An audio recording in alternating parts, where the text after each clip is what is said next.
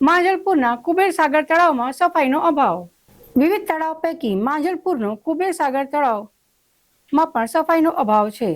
પહેલા સૂકું ભટ્ટ અને ગંદકી બાદ વરસાદી પાણી ભરાતા કોર્પોરેશને પાણી ઉચેલવાની પણ ફરજ નથી. તળાવમાંથી પાણી કાઢવા માટે કોર્પોરેશને પંપો મૂક્યા છે. આ જ તળાવમાં પહેલા આવતું હતું માસિયા કાસનું પાણી. માસિયા કાસનું પાણી પણ બંધ કરાયા છતાં યોગ્ય સફાઈના અભાવે ગંદકી જોવા મળી રહી છે. જ્યાં બી તલાવ બ્યુટિફિકેશન થયા છે, જ્યાં આરસીસીના પાળા બન્યા છે, બાયોલોજીકલી એ તલાવ ડેડ થઈ ગયા છે. મોટાભાગના તલાવમાં ડ્રેનેજના પાણી હોય એટલે જ્યાં પાણી ભરેલા હોય છે ત્યાં ડ્રેનેજના પાણીની આવક હોતી હોય છે.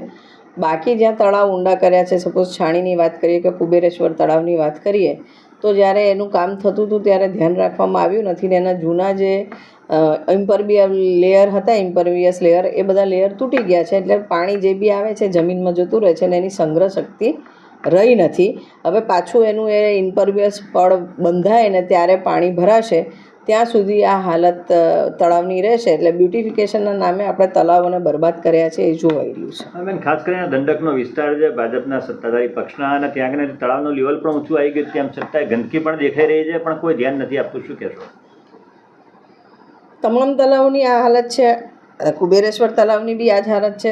ભાજપના દંડકની છે, પણ દંડક ફક્ત એમના વોર્ડ માટે તો નથી, પદ અધિકારી છે. આખા શહેરના તમામ તળાવોની રિસ્પોન્સિબિલિટીઝ એમની છે.